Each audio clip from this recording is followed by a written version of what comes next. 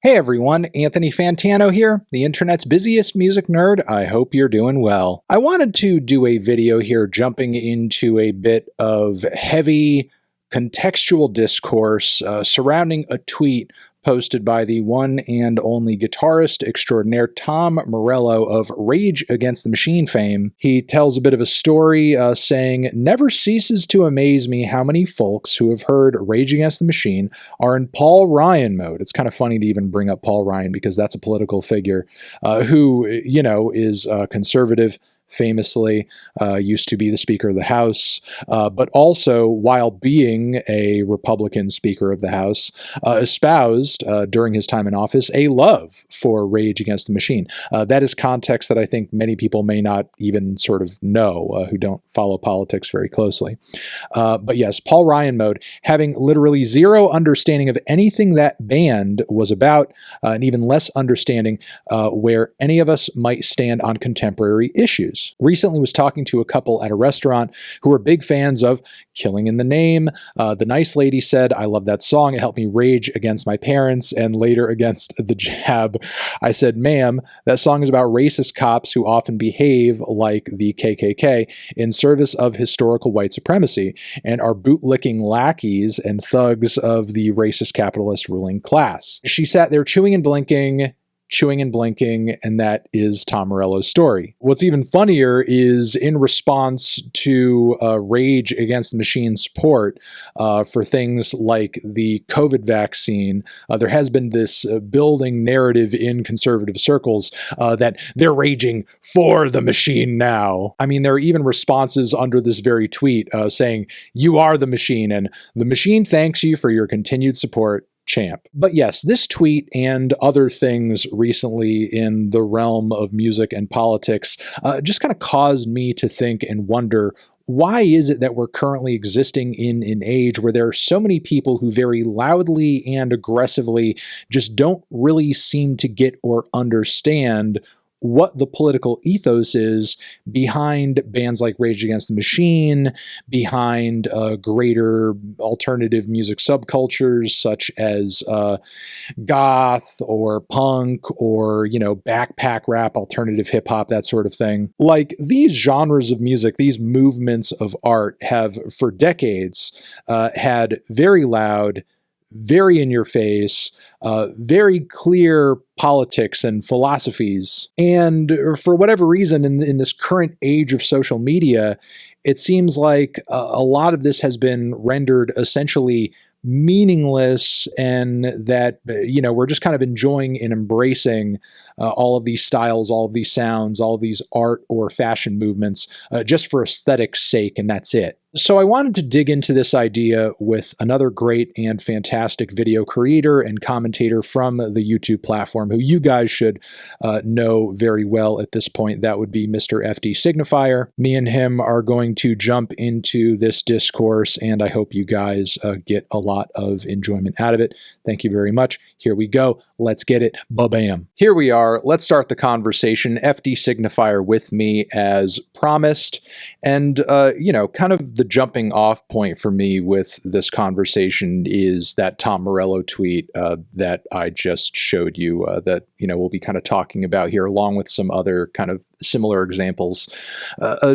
Just like kind of getting into this idea of, why is it that repeatedly you have these artists or pieces of media that are just like screaming their often like leftist ideology from the mountaintops, and yet it's just not only going over people's heads, but being wholeheartedly embraced by people who, for all intents and purposes, are really like ideologically opposed, just like completely 180 in terms of like, where exactly their beliefs and their ideas align. Ugh. I have so many thoughts. I just released a video over the weekend that gets into this. Yeah, we're gonna be the Joker-fied thumbnail. Yes. Really kind of like a hit for me. FD Joker Fire. Yeah. And the thesis of that video, part of it is kind of just thumbing your nose, poking fun at this persistent failure in media literacy by conservative people, right? That they just do not get the thing. The running attitude is that conservatives are, generally speaking, bad at art, which is for the most part true. I think that maybe we blow that a little bit, but overall, when it comes to especially anything that's new and transgressive, it just doesn't really come from conservative-minded people, because conservatism and new and transgressive don't really go together. It's inherently not a transgressive ideology. Right. I mean, inherently, it's anti-transgression. It's anti-embracing of taboo. Right. And some of the best art, especially new and exciting art, is taboo, is being born out of that taboo sense, right? Right. So I think that creates an atmosphere where if you're gonna not enjoy new things, new art, new music at all as a conservative, which some do, like, what is it? Fat Cats of Pennsylvania. What is that guy's name? Oh. Whatever that song was. Yeah. I know who exactly you're talking about. Yeah. There was actually, that would be Oliver. The last name is sort of like slipping by me, but right. What's sort of funny about him is I saw this like perfect tweet that like encapsulated his whole thing.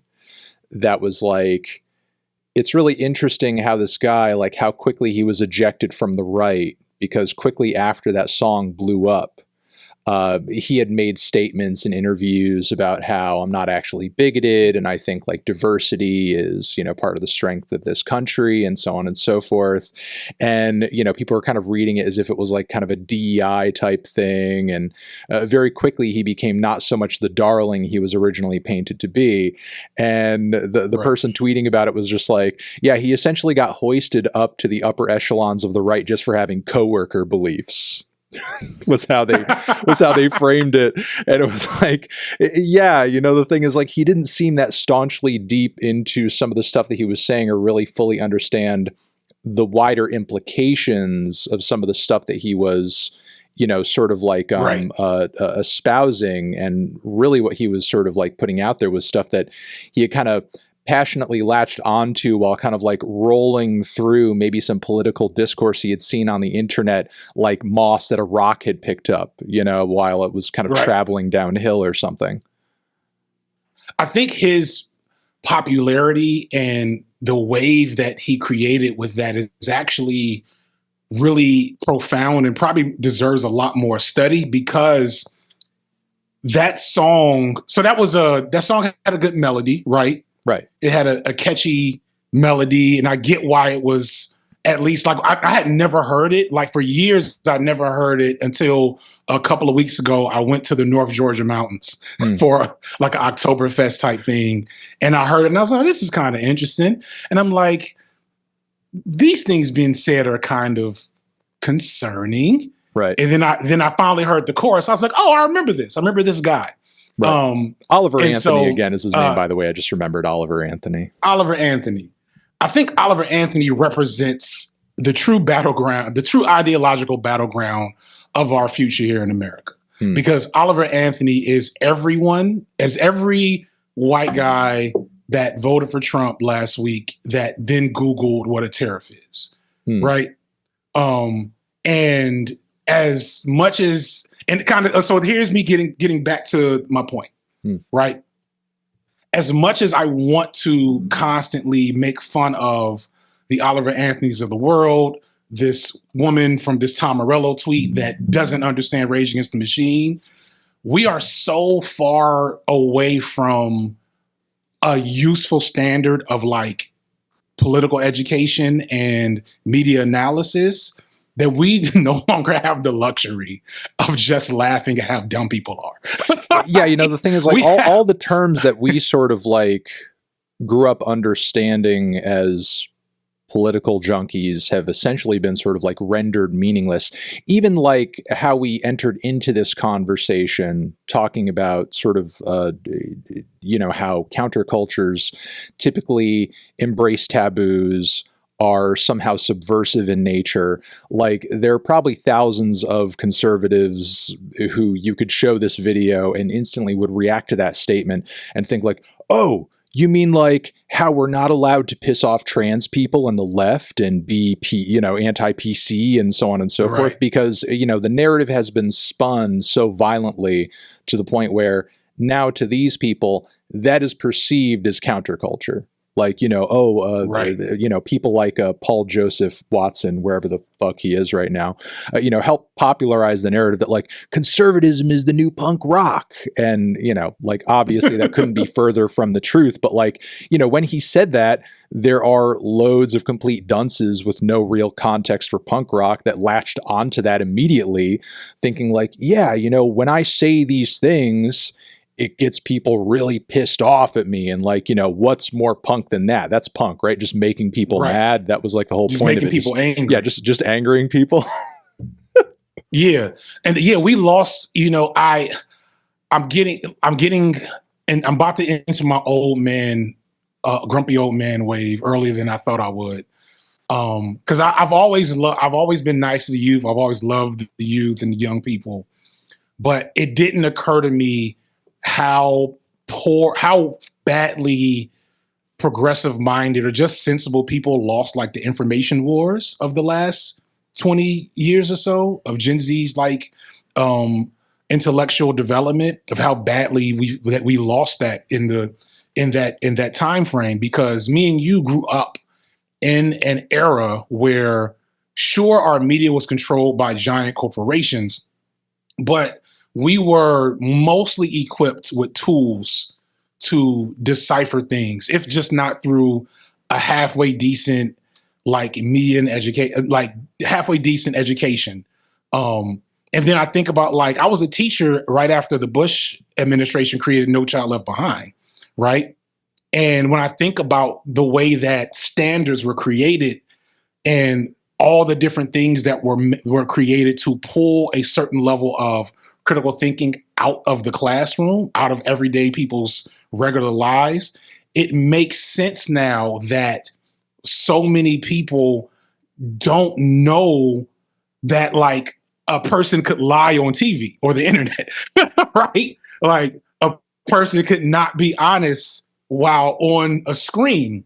Just doesn't seem, or better yet, the flip side where if I do get yelled at for saying a thing, or if a person is believed by enough people because they have scientists and educated people and critics behind them, then they have to be lying. I should listen to this guy with a tick on TikTok live that says I should drink raw milk, right? Because the woke government doesn't want me to.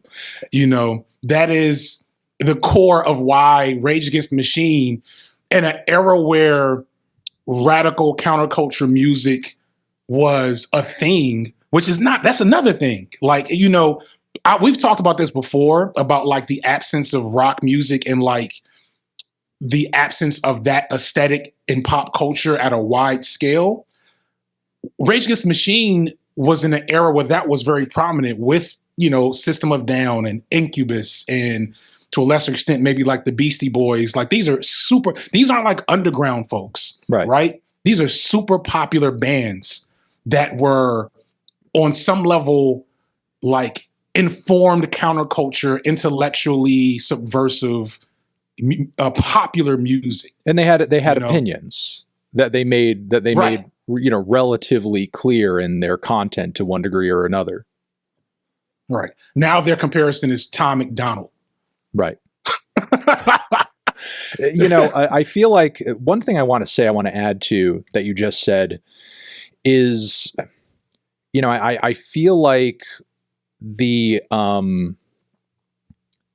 phase or the era that you're talking about in terms of like people kind of not really understanding that they could be lied to through these mediums is true. It's what we've been living through, but I feel like this is honestly kind of the paradigm that in the next several years, I think we're just going to see getting phased out, and what instead is going to replace it is more of an understanding and acceptance, a full acceptance that the lying is happening and it's just been normalized and we're okay with it. And sort of like my example that I'm citing for that is recently Joe Rogan in his immediate sort of like post-election podcast went on to just say like, hey, you know what's crazy? Like, despite all of this rhetoric, and he had just interviewed Donald Trump and he didn't push him on this at all. Right. Despite all of this rhetoric that Trump has been spitting for years about the election was stolen, the election was taken from me, the whole thing is rigged and da da da da da, you know, basically bears out to not be true when he wins the fucking election. Because if it was in fact true that the election was stolen from him, why wouldn't they do it twice? Do you think like Joe Biden and company just like, you know, went through all the trouble of doing it the first time and they were like, oh, you know, drats, even though we have more power and more influence and more control of the whole system because we're literally the incumbent party, you know, oh, we just forgot to do it the second time around. And Joe essentially just like is laughing at this and is like, yeah, you know, pretty much lied about the whole thing. And it's like, well, you're not disturbed by this. This is not upsetting to you. You're not pissed off that you were literally lied to by your guy. And so that brings me back to my video, because the thing that we have to kind of internalize as politically opposed interlocutors, or interlocutors that are politically interlocutors. You're going to edit this now. Interlocutors that are politically opposed to the Rogans of the world is the people that misunderstand Rage Against the Machine and misunderstand all these other things. The vast majority of them do not care that they're wrong about their understanding. They are just going with it because they want it to mean the thing that they're saying it means. And they're going to just openly say that it means the thing that they say that they think it means. And no amount of us explaining to them, or Tom Morello tweeting out, hey, dunces, we're radical, darn near anarchists band for 30 years now. We've never liked the police. We've never liked conservatism, yada, yada, yada. It's not going to stop them from listening. It's not going to stop them from saying that, no, what they really mean is being against DEI and wokeness. That's what their machine is. It's not going to stop them from doing that. And so we kind of have to adjust accordingly, bring Rage Against the Machine or whatever the modern version of that is back to the forefront to just be what it is, because the vast majority of people, I think, that listened to them at the time got the picture. Right. It's just there's in the aftermath of the election, and even before the election, there's always this conversation of the left is losing men because the left doesn't promote masculinity and yada, yada, yada, which is untrue on so many levels when you kind of compare, even just like, I just posted this on Instagram. If you compare like just some of the significant names in right-wing men grifters, most of them are like scrawny pencil necked guys with neck beards. Have no families, have no children. On top of that, like a lot of their biggest voices and influencers and power players, be it Trump, be it Tucker Carlson, and so on and so on and so forth, they're all Nepo babies with like silver spoons in their asses who, were basically handed the world off the bat. This idea that they worked hard and they're geniuses and we live in a meritocracy is like a total fucking farce when you have Elon Musk, the Nepo baby of Nepo babies, on his way to become a trillionaire. Right. Yeah. So it's none of the things that traditionally, and not even to overly lionize traditional American masculinity, because it wouldn't include me if it was too traditional, but traditional American masculinity would exclude most of the right-wing masculine grifter types. Not really about that particular thing. It's just about attaining power, holding it, and reinforcing it in whatever way possible. So we kind of have to stop even arguing that particular thing because it's not a discussion in good faith. You know, there's no good faith version of Rage Against the Machine is anti-woke. Right. Like, there's not a good faith version of that conversation. Is the sun like? You're fine. You're fine. You're fine. Okay. I look like I'm about to get superpowers in my face. But yeah. So I kind of rambled there, but you get my point though. Like as much as we have to continue to actually have that discussion, but we also have to recognize that discussion needs to be subsumed into a broader like education or counter propaganda. All right, here's my thing. We just promote the cool thing. Here's my thing though. And this is what I feel like. I don't know how we overcome this. And this is part of what I really wanted to dig into in this conversation, because I feel like, you know, Rage Against the Machine is sort of like an interesting anomaly of a band that has like hardcore communist beliefs, like really some of those radical beliefs in all of popular music, and they just like hit this huge mainstream peak. But, you know, underneath that, you have all of these much more obscure sort of like, you know, brands and lanes within art and within music that, you know, comparatively may not be as sort of extreme as Rage might be in some of their content. But even in these instances, people are kind of like failing to fully understand or latch on to sort of the greater context or sort of like, you know, political philosophy or ethos or understanding that these sort of like cultures and genres are espousing. And sort of like some, you know, examples that come to mind, very recent ones are, I know, like, you know, in the wake of the election, there have been some people who, you know, claim they align themselves aesthetically and through the way they dress with goth culture, but they're like, you know, I'm goth, but I voted for Donald Trump. I'm a pro-Trump goth. You know, in the wake of this election, there have also been people who, you know, claim to be pro-Trump punks. There was this viral photo of a guy wearing a MAGA hat. Wearing a MAGA hat, but also like a Have Heart shirt, which is like this Boston hardcore band that, you know, famously does not have super conservative politics, but it's like, you know, just a weird combination of those things. And also, I'm sure, like, in the wake of all this, you know, in your, you know, the times that you've logged on to Twitter, you've probably seen a few of these, you know, very popular hip hop accounts that go constantly viral in the music space that have been like, hey, I'm actually, you know, kind of happy that Trump won, or, you know, or sort of like espousing right-wing beliefs. And, you know, none of these subcultures. Oh, go on.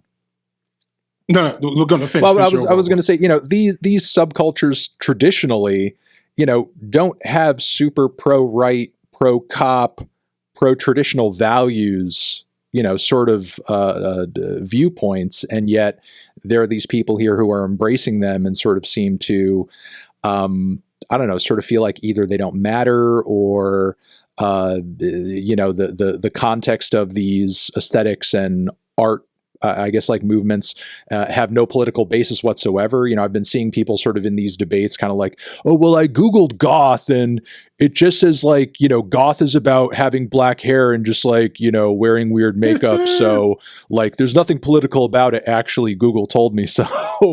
So, you know, it's like these people, unfortunately, are sort of like learning from Dr. Google that all of these things essentially mean nothing. And it's just like a cool way to dress if they so feel like kind of doing it.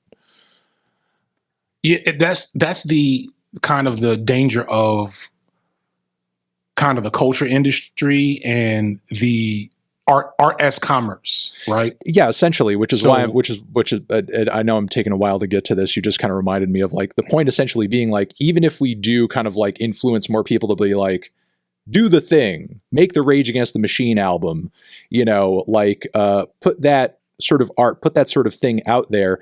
Is the internet and is social media rendering these modes of expression pretty much useless because, you know, people are just accessing through the internet and they're not having to ingrain themselves in a community of people who this might actually mean something to, usually in order to embrace or sort of involve yourself with punk culture, with goth culture, with, maybe the more conscious side of hip hop culture, you would have had to go to a record store, go to a show, associate with other people who would kind of hip you to what all of this shit actually means in order to actually involve yourself in it.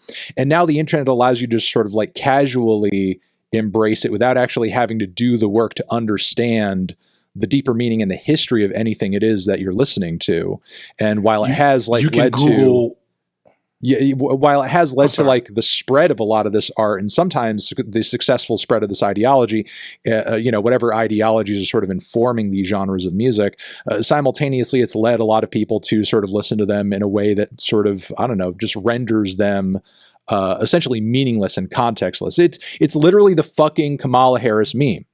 People are listening to these genres, listening to these artists like they fell out of a fucking coconut tree. It's like there's no greater context or understanding for any of it is that for whatever it is that they're consuming, and it's just kind of it's just all vibes. Yeah, it's all vibes. But so I was about to make the joke about, you remember the meme some years ago, the guy was Googling white supremacist reggae or something like that. Or white supremacist Rasta. Yeah, I'm unfamiliar with that, but that is a thing that I remember happening, that a guy, they got clipped off of Reddit or wherever the internet was at the time, because he was really into reggae, but he also he was a white supremacist. So it was white supremacist reggae. I'll see if I can find it. But that brings me an important thing to keep in mind. So what you're saying is true, right? The absence of the social connectivity to not just engage in the aesthetics of a genre or an art form, but to also engage with the culture and the community around that, which helps facilitate the spreading of norms and mores. That makes it very easy for people to just Google white supremacist reggae and be like, yeah, I can be into reggae and white supremacy. That's exactly what Bob Marley, he just wanted people to be with who they wanted to be, one love, but only for white people. Right. Or, that makes it very possible, and it makes it possible to find the 10, 20, 30 people that think like you and create a Discord or a Reddit board. So that's one thing. But also, we do have to remember, shout out to my boy BP from Overthrow Media. BP's actually non-binary. So shout out to my homie BP from Overthrow Media. They, when I was doing this Joker video, reminded me that, look, the one thing about internet culture and media is that we tend to have it backwards and be really self-important about our role in shaping the culture. As producers of media, we think about our role in shaping culture, but it's more accurate to think about how culture shapes media, and that the products that we're putting out are a product of media. The reason why Rage and all those other bands existed is because they were counter culture, right? And that gets co-opted, right? But that co-option predates the internet. You go back to the skinheads. That was a punk thing, right? And now I knew skinhead as a white supremacist gang before I knew about the punk scene. Right. Because or the ska scene. White supremacist, right, or the ska, right. Because that culturally that cultural movement of hate was able to effectively grow and then co-opt the aesthetics of the punk movement.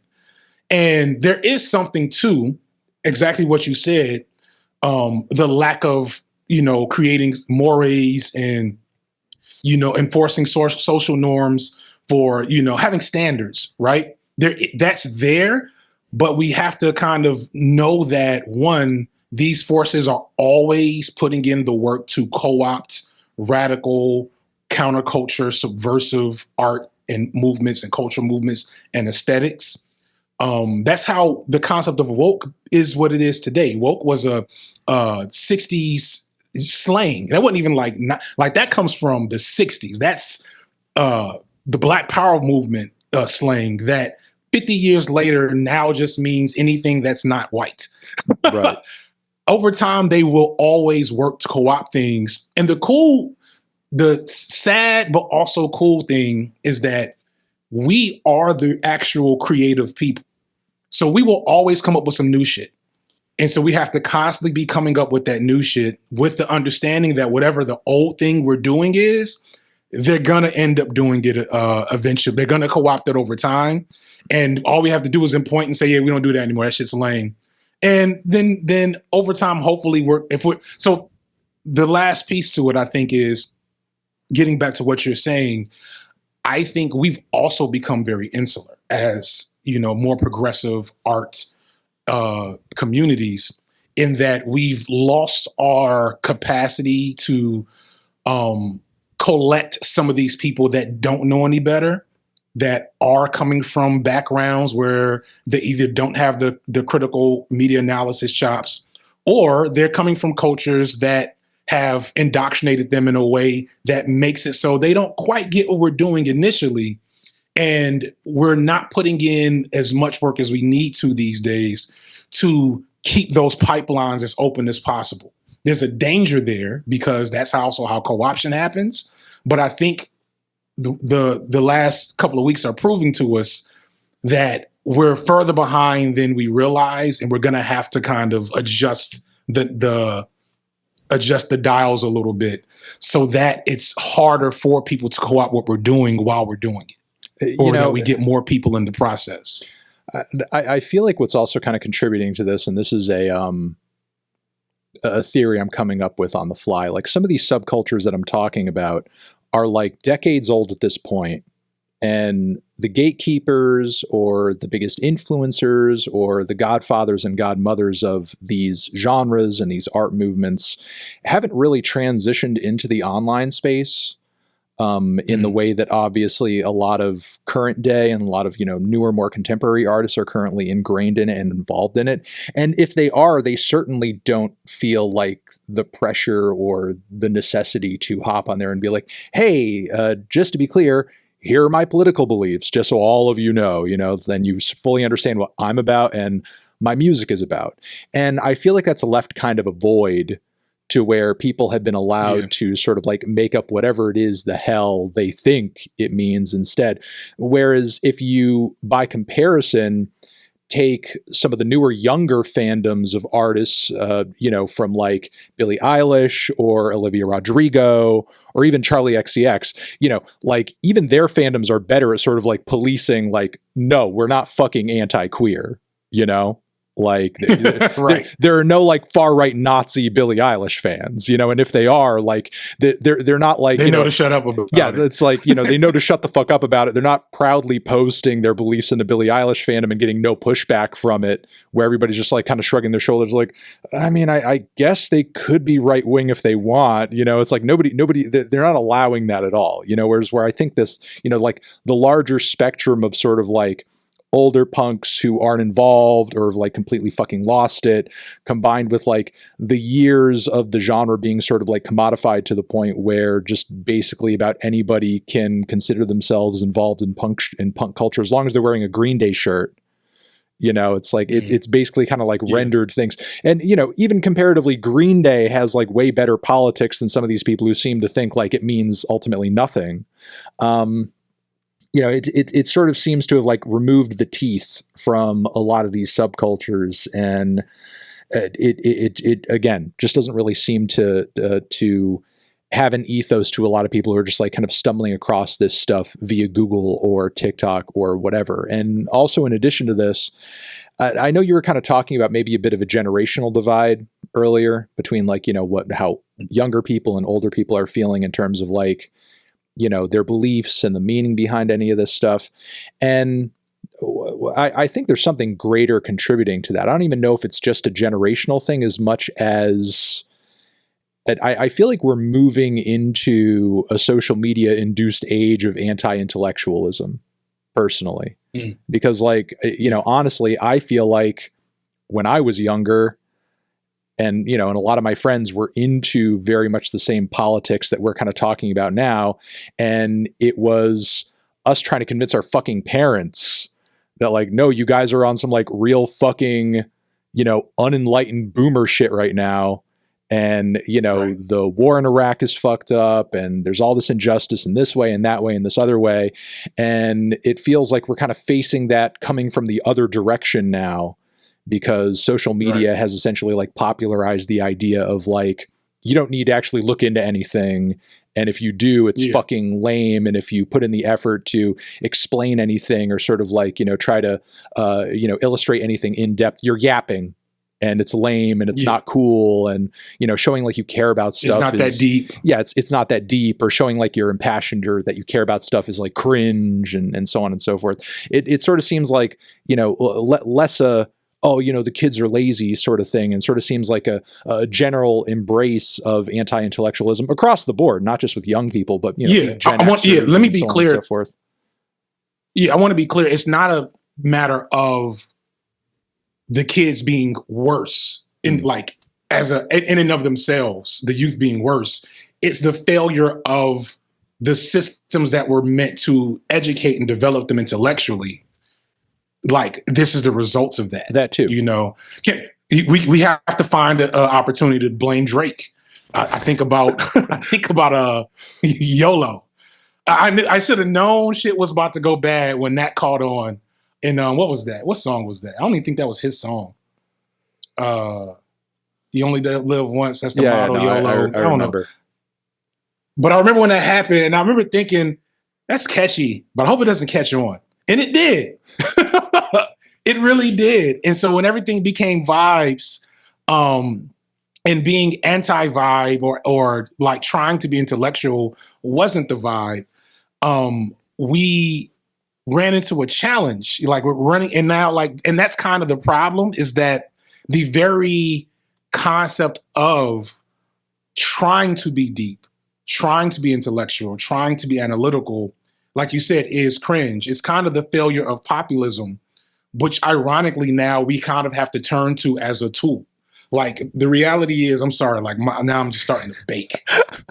Can I move over here? Yeah. If I move the camera? Yeah. Okay. You're really sunbathing today. Yes.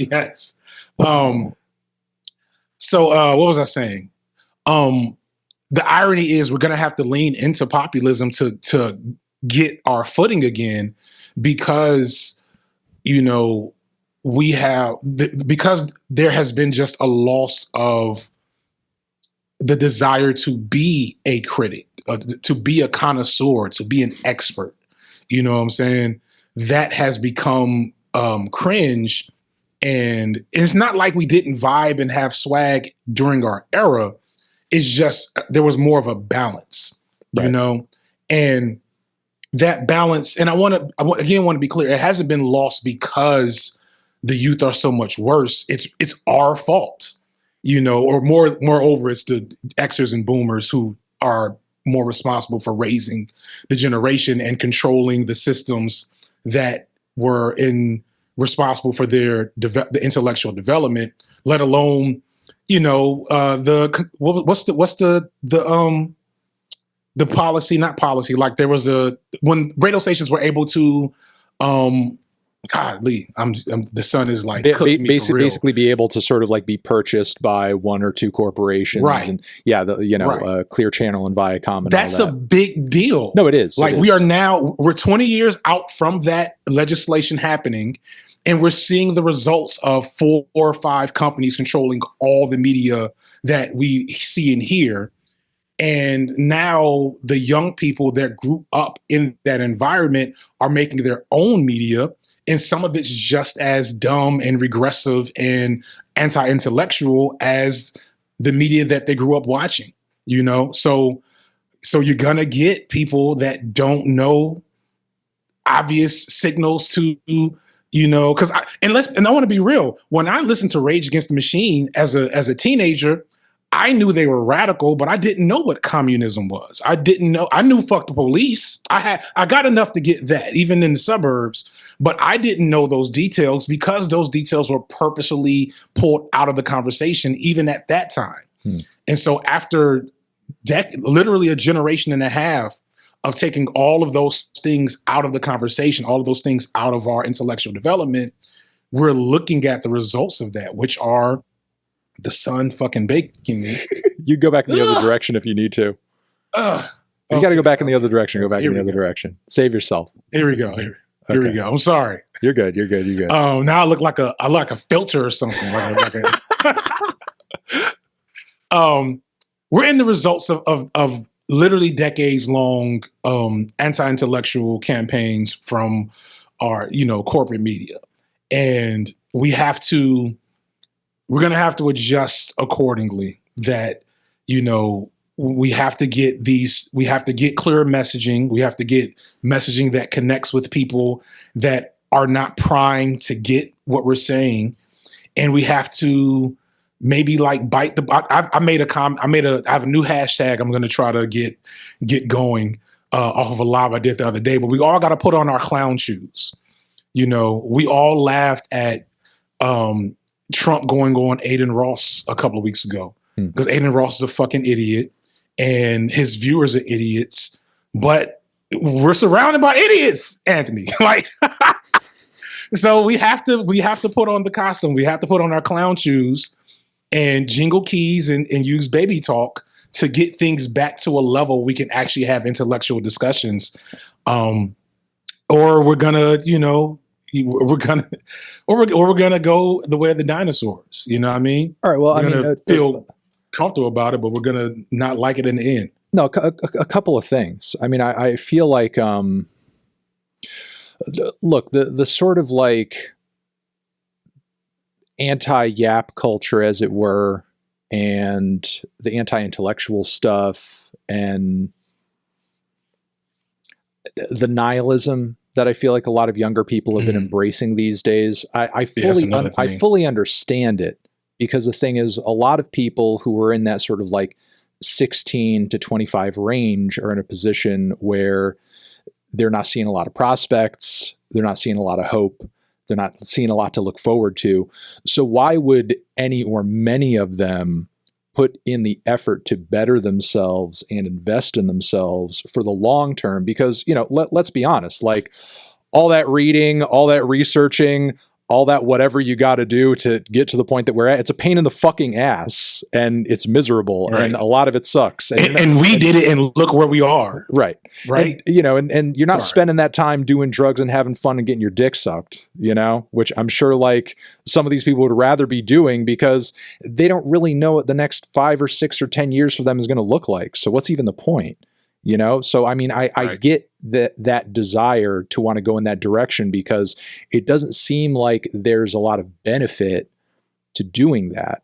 And on top of it, to bring this back to Oliver Anthony, for as out of touch and as clueless as obviously, he is on some level, part of what made his song so widely appealing to the, swaths of people that it did is even though it was misguided, it was still in a way speaking to some kind of pain and frustration that everybody is obviously feeling, which Trump does as well. The issue with him, though, is that he scapegoats the wrong people, rather than sort of pointing that angst and anguish toward the rich or the boss who's not paying you enough or, the corporations that are raising prices on you. It's all about these immigrants are coming in here, they're taking your jobs, or they're competing with you for resources and food and this and that, and that's making things more expensive, or it's making housing more expensive, and so on and so forth.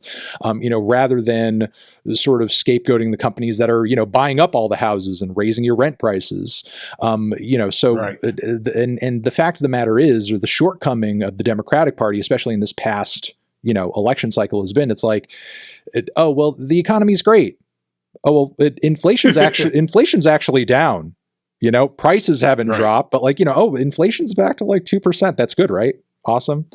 Gas prices aren't too high. It's instead, while, obviously I preferred, not to say I was excited for Kamala to win. I preferred for Kamala to win. Right. But there was sort of a deaf ear in the campaign being turned toward the real pain economically people have been feeling since 2016. And I don't know why exactly that was. I feel like the full autopsy hasn't been sort of delivered yet, but it seemed like on some level, a lot of that was being done for the sake of Joe Biden and sort of not wanting to hurt his feelings or the administration's feelings, like, and sort of like not acknowledge their fuck ups and not give us a sort of a way forward to change and do things differently that would actually benefit your average person.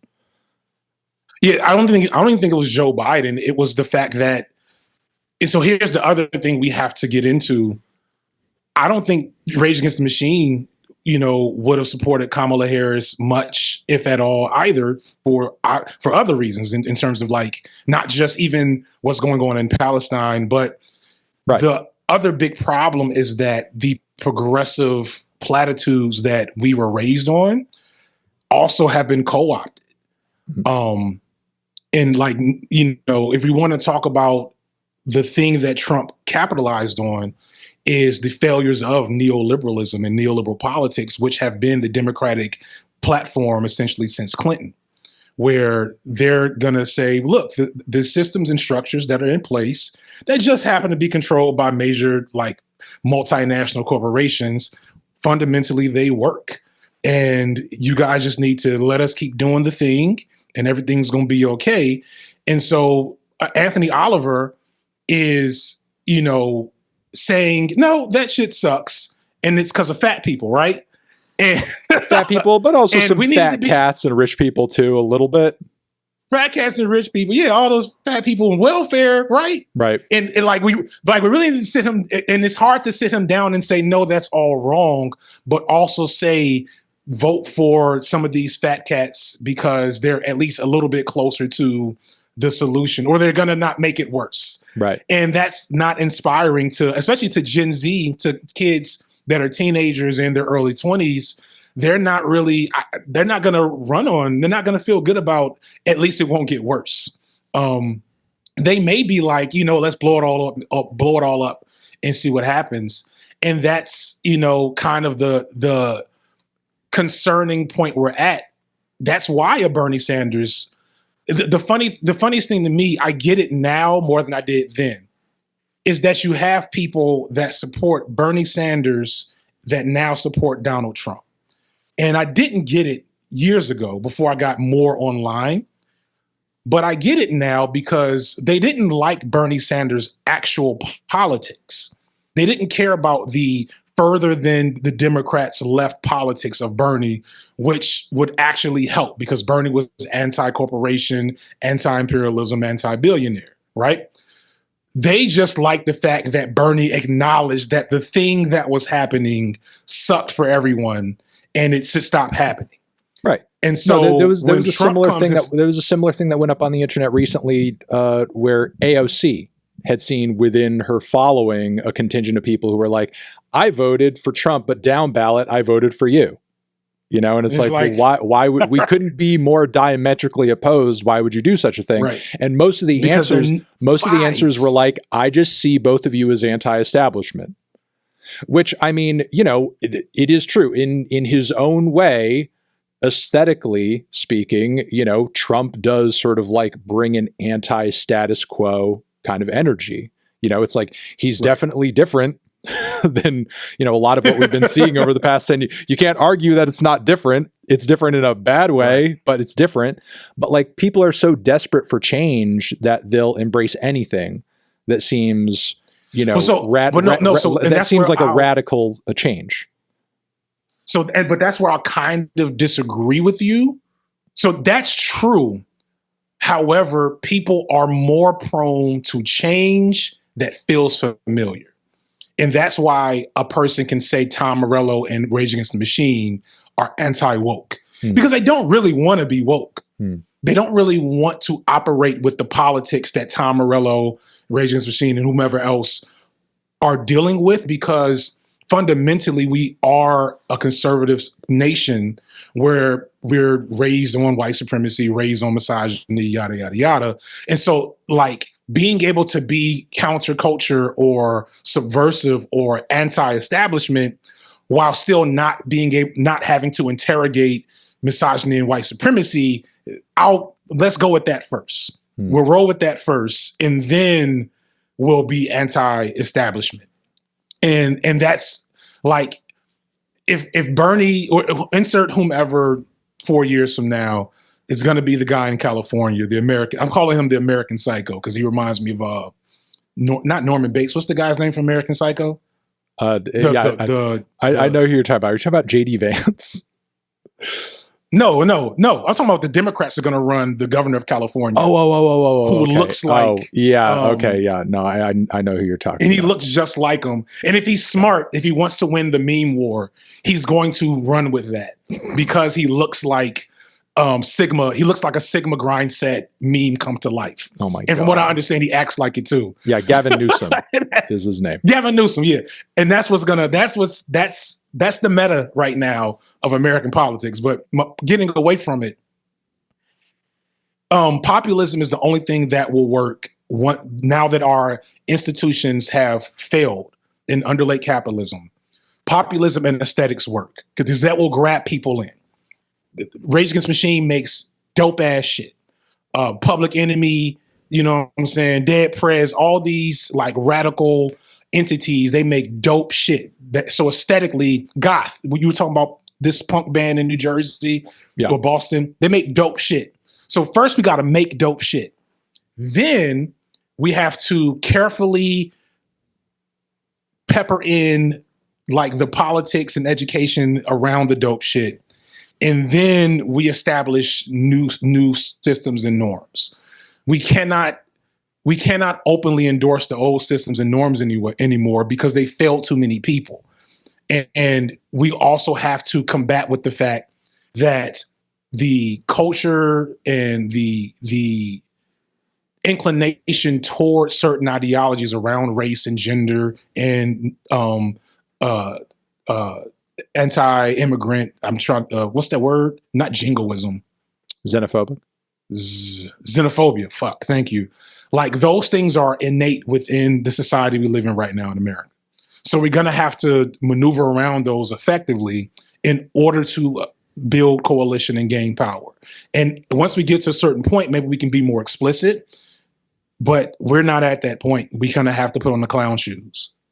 No, I don't disagree. I mean, this is part of why I think Bernie winning in 2016 would have been so great because, you know, he wouldn't have been sort of like the ultimate fix for all of these issues. And he wouldn't have been sort of like maybe the panacea that I think a lot of people were hoping for. But things like Medicare for all would have been a sensible stepping stone to get society to a place where so many people aren't so abjectly just financially struggling to where there's no time for any consideration toward these things. You know, it's like, I'm worried about, you know, like the tens of thousands of dollars of medical debt that I'm being saddled with, or, you know, even if Joe Biden had actually like sort of come through with that relief on student loans, you know, it's like, oh, I'm not, you know, struggling now to sort of like make my student loan payments. Like I actually might have more time for activism or buy a house or, you know, actually like get more involved in politics. You know, the thing is like the reason you have so many low information voters and so many people who are just not involved and so many people willing to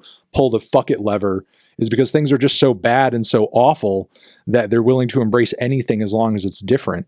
And, or as long as they perceive that it's going to be different. And, you know, unfortunately, like, I agree with what you're saying. It probably needs to be done in baby steps progressively over time. But it's very difficult to sort of make that process when the means through which this change is supposed to happen, it sort of seems like there's blockages and dumb decisions being made above our heads that we have no control over that's preventing anything from going forward or getting better. Yeah, this is going to broadcast through, you know, Google by way of YouTube. So we're already operating on a co-opted network, so to speak. And we're, you know, we have to remember that these things are possible. I always put it out there because somebody's going to go find it. I wasn't even a Bernie supporter in 2016. Like a lot of black folks, you know, I was like, listen, that all sounds great. I don't trust these crap. I don't trust these. I don't trust these white folks. I'm gonna go with the devil I know. And that was a mistake. And I always own that. But that speaks to like how deep the indoctrination goes And it took baby steps for me to make my way out of that in that time period. Because I was like, I came out of Obama being like, okay, none of this made sense, but maybe we'll make sense of it going forward. So we'll figure it out in the aftermath. But I was also cocooned in a, an environment where everybody was educated, everybody knew the things. There was no conversation like, let's not put politics in it, because everybody had the same politics. Whereas now that's a luxury we really can't have. Like there's no more, like I'm never doing another thing where it's like, let's not make it political. Like everybody needs to dead that. That's one of the reasons why I appreciate you. Cause like when you kind of saw, you probably had the same feeling. You were more aligned with Bernie at the time. But I feel like around 2016 is when you started saying, I might have to make things a little more political. I might have to dabble a little bit. Honestly, part of the reason that I feel like I consciously started to do that more was because I thought I was sort of like presuming that like a lot of the music that I was like championing and pushing out there and like showing to people and sort of like, espousing the merits of, especially the stuff that like had an overt political message to it, like fucking TPAB, which continues to this day to be my most popular review, was like making it clear enough where my feelings lied, what the ethos of this channel is, what the meaning is behind the music that I'm talking about. But like, there were still so many people that are like, I run across fucking right-wing JPEG Mafia fans on the internet who like, he's literally got fucking lyrics on his records where he's like, cracker, put your hands up, I have a gun to your head, or like, a track where he has like audio of a cop being killed in the song. And it's like, what the fuck? Like, what are you guys not hearing? Like, what are you missing out on? So, I just figured for my own sake and sanity, and also my own community too, like I should probably just be more overt about this stuff myself, because I don't want this sort of thing just like festering in my comments or festering around my YouTube channel, because that's not the kind of following I'm trying to like amass here. Like that wouldn't help me and what I'm doing and the sort of discourse that I'm trying to have around art and the music that I'm, diving into on my channel. Yeah, the desperation of the populace to connect. So again, to give us credit, we make dope shit, right? Like not just me and you, but like the general community that we represent politically and creatively. We make the dope shit. We make the shit that people stick with and sustain like over time, right? Like freaking insert, I don't know, built as Mark Walsh. What's the bearded, ridiculous guy's name that made Am I Racist? Is his most recent Matt Walsh. Matt Walsh. Yeah. Right. So like him and all those Daily Wire people, they have millions of subscribers. They have much bigger subscriber bases. But if you actually go look at the view counts on their videos, it's not a lot of views. If they're not talking about something significant in the culture, the Barbie movie we did, right. If it's not a big thing for them to draw attention from us, nobody's actually regularly watching them except for the weirdest people in the fucking world. Versus I put on some Joker makeup and my video has nearly 500,000 views in 3 days. And I'm still not that big, So I bring that up because we're going to attract people based solely off the fact that, one, we make good shit and people are looking for that connection. We just have to kind of like sober up to the realization that everything that we're doing, everything that we're about isn't consistently coming through. I had Kevin Samuels viewers. Are you familiar with Kevin Samuels? Yeah, I've watched your videos about him and the Manosphere stuff. And look, for those who don't. I was going to say like he's a Manosphere guy, and I've had people who come from the same spaces watching my stuff, and people who have like either tried to confront me on Twitter or on Instagram for stuff I've been posting about, like, Palestine, for example, who are just like, I so disagree with you. You're so wrong about this, but you make really cool videos, so I'll keep watching, and it's like, okay. I mean, I suppose that's a compliment, even though it's like, I feel like what I talk about and the way that I talk about it on a regular basis is so subjective. Meanwhile, the number of fucking children who have been slaughtered over there is like such an undeniable, objective, concrete number. How I'm swaying you in one way just based off my opinion versus like, you know, this objectively awful thing in the other direction, I don't know, but yeah, I'm still glad that you're riding with me in some way. And look, there's some people who have been of that opinion at one point, and they sort of stick with me long enough and sort of get exposed and re-exposed to these ideas over and over to where they're, you know, like, oh, actually, like you were right, or I changed my mind, or, you know, whatever. It took me some time to kind of get there once I read enough or heard enough or, you know, was exposed to enough in order to sort of fully understand. Yeah, I am curious about, like, I've often asked those people that, you know, that followed me and Kevin Samuels, because especially at that point in my career, we couldn't have been further apart. Like now I'm less into the gender politics a lot of times that I was more into like early on. But at that time specifically, how? And the best explanation I got was, I just like a black man that speaks his mind. And I'm like, that is such a low bar. I mean, sadly, it's not a low bar in the grand scheme of things. But like same thing there, like, you know, I don't want children to die under a genocidal regime. But also this album is really good. And like, how are those things, how are those things? What is it about that particular viewer or consumer that we're not getting? Like I get why my stuff is good per se. I get why you like Killing in the Name Of. That shit gets you going. And that can get you going to like argue with your parents in the suburbs, or, you know, or like go fight the police. It's the same overall vibes. I get it. But how do you reconcile that with pro-Trump goth, you know, pro-Trump punk rock? What is going on in that mindset? Like, do you have any clue? I'm drawing a blank. I think just like with the same way people can vote for Trump and AOC at the same time, it's like, you know, being revolutionary for aesthetics. You know, like I just love the idea. I know I'm angry. I'm not fully sure as to why.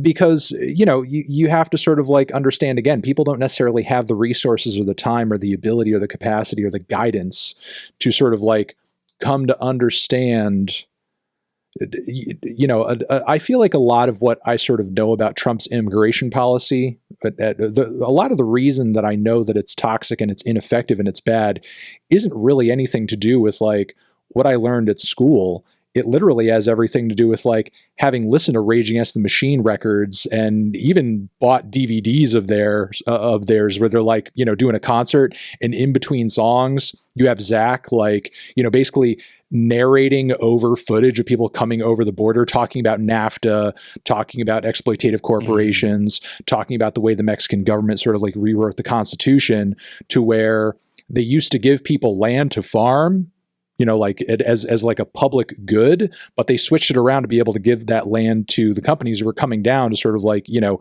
basically exploit these people for next to nothing, like bottom of the barrel type wages.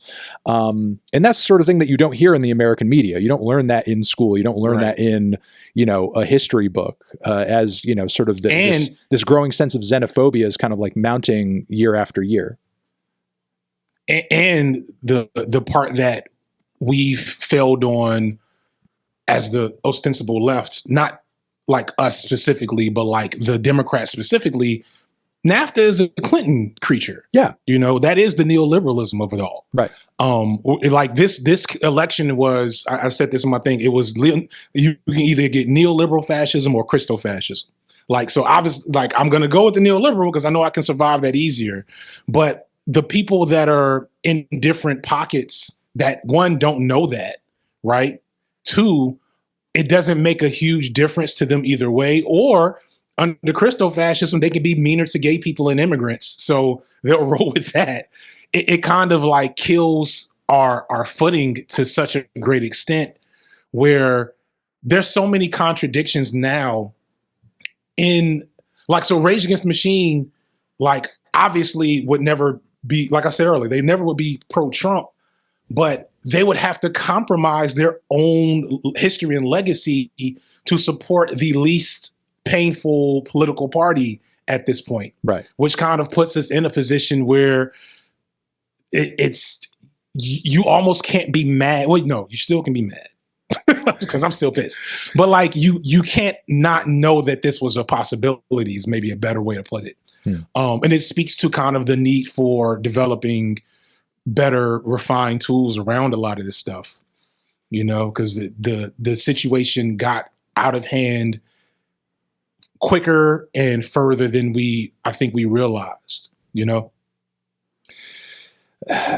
No, I fully agree. It's You sound sad. It is sad. I hope you still have the smiling Cantano face. It is very sad. You know, I feel like we're at a very, and this will be the last thing I say, I feel like we're at a very odd and a very weird point of culture right now where, you know, a lot of the music world, its capacity to sort of like convey and sort of like, you know, push against, you know, powerful figures, powerful, you know, hierarchies, its capacity for doing that has been sort of neutered because, you know, again, punk culture, goth culture, the politics of hip hop, it's all been sort of turned into vibes. It's all been turned into vibes. And the artists who, you know, via the algorithms tend to sort of like have the widest appeal and see the most success are the ones who embrace that the most wholeheartedly. You know, it's like, hey, we're just making music for everybody. You know, like profit margins. I don't want to get political. Right. Profit margins in the age of streaming are so razor thin that a lot of artists are sort of like, you know, hesitant to deliver an overtly political message or kind of a downer message in a lot of what they do because, you know, you don't want to alienate potential listeners. People are already depressed and struggling to begin with. So a lot of people just sort of embrace music as a mode of escapism as opposed to sort of like, you know, validating beliefs and feelings and sort of experiences that they may be having a lot of the time. And, you know, on top of that, the political music that does sort of seem to pop off, a lot of it sort of like Tom MacDonald, who we said earlier, you know, kind of amounts just to propaganda, you know, in one way or another, and is very like, you know, siloed. It doesn't really have a whole lot of spread or appeal outside of the super niche group of people who kind of are big fans of it. It sort of seems like a lot of art via social media has been rendered kind of like, you know, useless as a means of kind of like really mounting and building a sense of counterculture and community because everybody is just so atomized right now. Due to work culture, due to social media. So it's really hard to build actual sort of like, you know, community around any of this stuff where you actually build a mutual understanding because we live in an age where like there's not really an agreed upon truth about anything. You know, everybody sort of is like functioning with their own totally different belief system that's wholly based off of whatever shit they heard on the internet, wherever they saw it on Twitter, on TikTok, on Wikipedia, on wherever in a Google search. And, you know, I feel like at one point the internet was a lot better at sort of like, you know, creating a bit of a very early on, you know, sort of like a bit more of kind of a monoculture.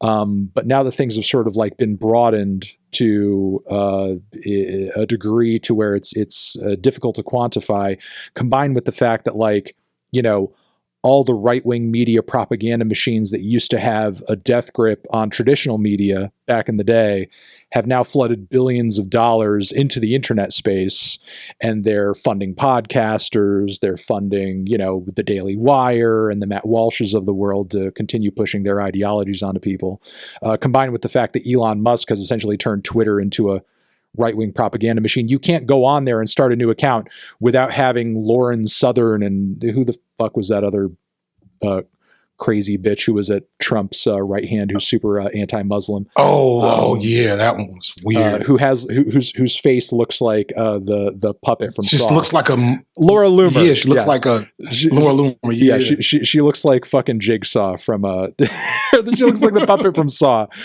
You can't start a new Twitter account without seeing her tweets like thrown in. I don't even follow this shit. You know, so unfortunately, like, you know, people have really been inundated with this stuff in a way that I feel like, in a lot of ways, is actually even worse than what we were used to in the age of Viacom and Clear Channel. Because now, you know, you had an opportunity to sort of just shut that TV off and go live in the world and sort of be completely separate from all that stuff. Whereas now your phone is around with you all the time. And the algorithms on every single thing that you use and log into and, you know, look at, it's all siloed. And it's hacked your brain. Yeah, it's all siloed into a bubble, into a very sort of like narrow set of things that they know they want to show you in order to keep you engaged. So there, I feel like in a lot of cases, there's even less of an opportunity for variety or for anything that's going to kind of push you out of what you might normally see or believe on any given basis. It's quite the rabbit hole that we're in right now. So one thing I will say, and then I guess we'll roll, is it's important to delineate like art from the commerce. And like I'm of the belief that art over everything. We got to protect art. We got to protect art because it's the most pure way that ideas and emotions and culture can be developed, rearranged, revolutionized, etc. You cannot, like, when the idea that a person has when they make a song, when they make a show, when they tell a story, like, that's so pure. And no matter what the situation is outside in the world, how bad our politics and, you know, economics and housing and all that, like, art still is going to happen.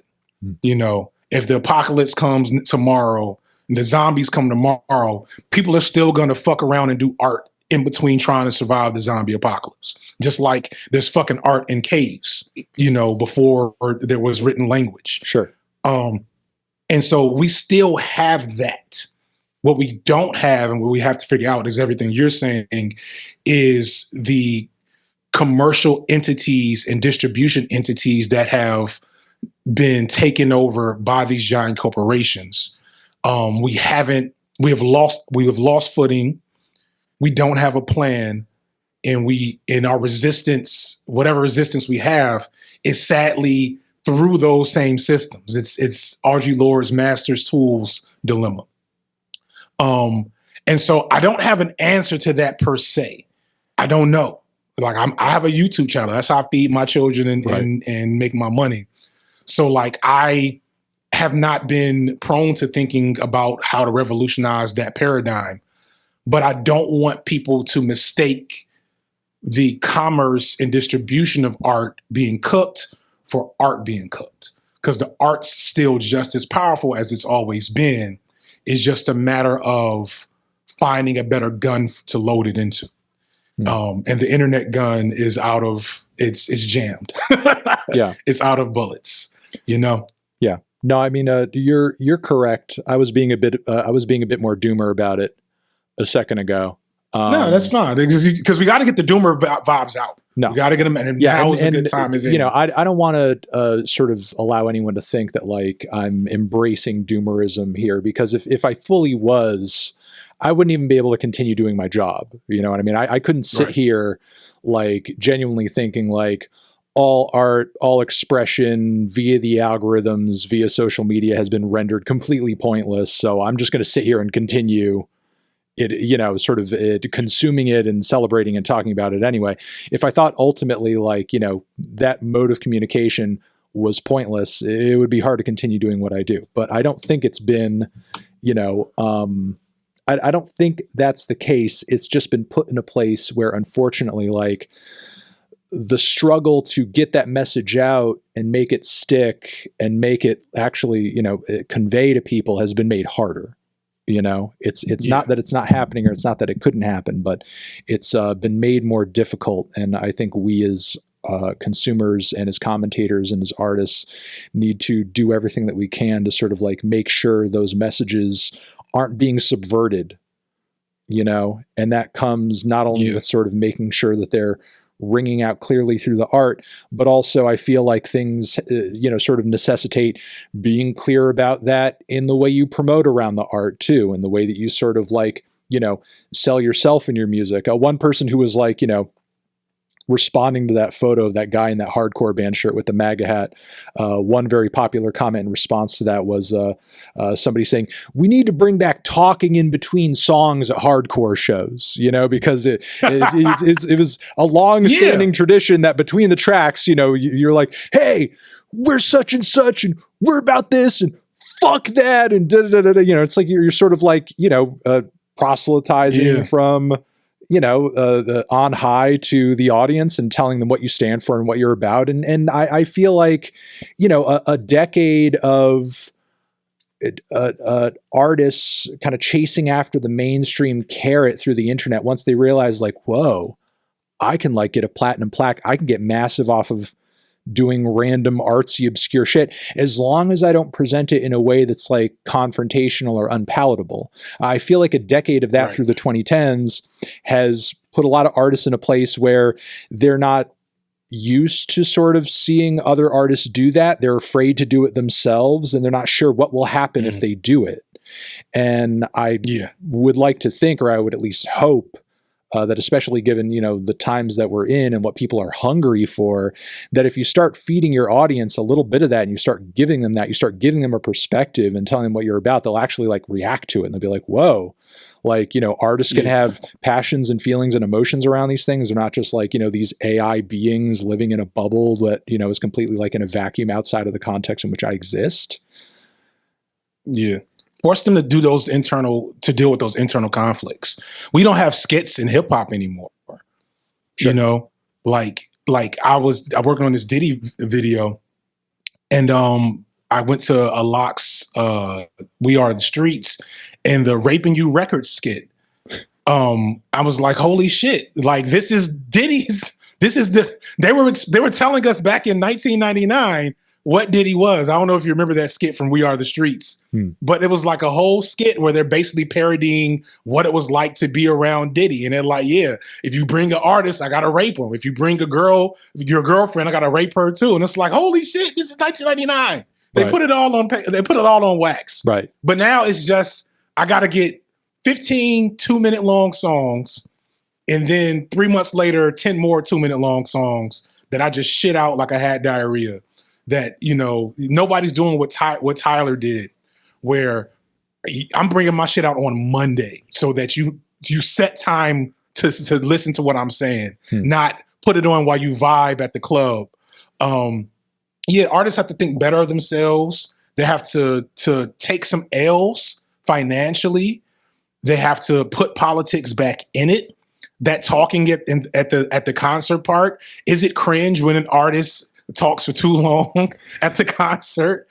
It doesn't get to the song. Yes, but it'll force that person that's their first concert, and they thought that fucking, I don't know, insert band, hardcore band here was a bunch of moderates that just happened to talk about, you know, killing the police, was just that. Now they're gonna have to, you know, manage those feelings. And I think we'll have less people thinking that Rage Against the Machine is anti-vax. You know what I'm saying? But because at the end of the day, Tom McDonald sucks. And he's never going to be as big as Kendrick Lamar, insert person here.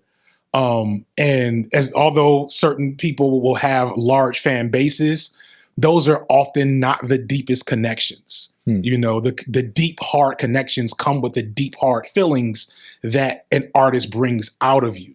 And that's what we still need to weaponize, even as we run through these types of these compromise interfaces. Yeah, Tom just arrived. Tom McDonald, and this will be the last thing I say. Tom McDonald, you know, while you're right, there is sort of a ceiling on him and what he does. The people who ride for him are doing so passionately. because they feel like he's validating their experience, you know, and there's like artists, I think, need to reconnect with like the value of that. You know, there's value in validating people's experiences, lived experiences. And if your music is only, you know, sort of like interested in validating your own experience as like, I don't know, a super successful multimillionaire star, the people will listen to that. People will find entertainment value in that, but like, they're not going to get impassioned about it, you know, because that's not how they're living and that's not their reality. But FD Signifier, thank you for coming on. You're the best. Appreciate you coming through and talking with me for so long, and you know, hope to do it again soon. Appreciate you. We will link to. Appreciate. Shout out to my filter here. It's like literally, it's like I'm on two different planets. People should already know your YouTube channel. We'll link to not only that, but also your recent video down below with the edgelord movies. And have a good one, man. Peace and blessings, man.